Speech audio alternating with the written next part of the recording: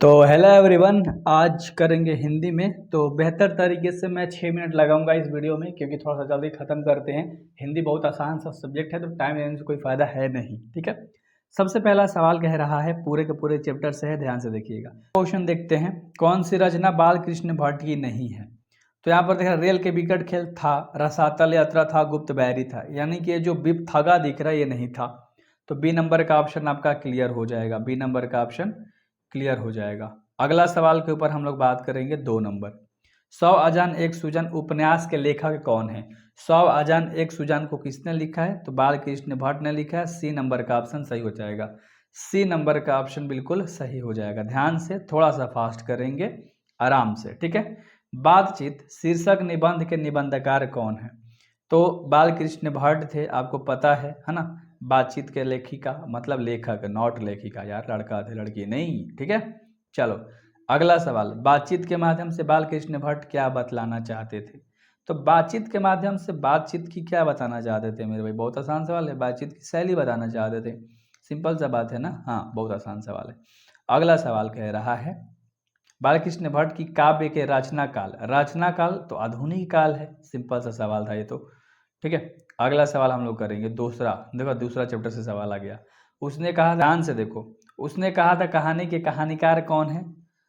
6 number का सवाल है, चंद्रधर शर्मा गुलेरी ने, ठीक है, लिखा है उसने कहा था चैप्टर। चलो बहुत बढ़िया। अगला सवाल, उसने कहा था कैसी कहानी है? उसने कहा था युद्ध विरोधी कहानी है।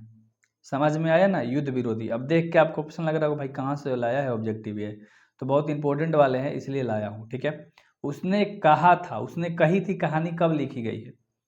चलो उसने कही थी नहीं, उसने कहा था यहाँ पर होना चाहिए था, कोई बात नहीं, छोटा सा मिस्टेक है। 1915 में, 1915 में। ठीक है, अगला सवाल हम लोग करते हैं ध्यान से, है ना।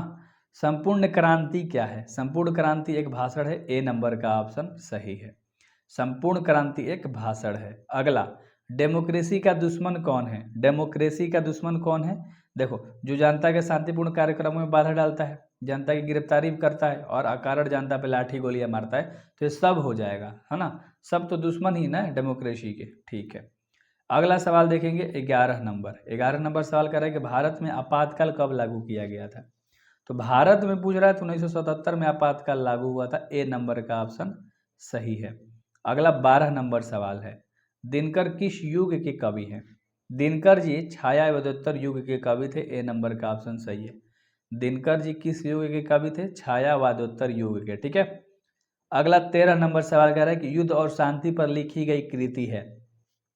तो देखो, कुरुक्षेत्र है, रश्मि रथी है, परशुराम प्रतीक्षा, ये सब है।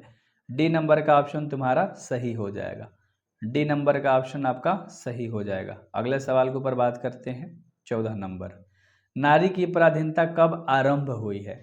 नारी की पराधीनता जब कृषि का आविष्कार हुआ, जब इंसान खेती करने लगा, तब से नारी की जो वही जो पराधीनता है वो खत्म होने लगी।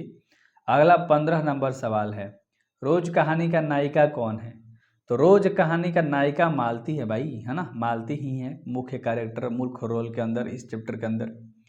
अगला सवाल है, शेखर एक जीवनी किसकी रचना है?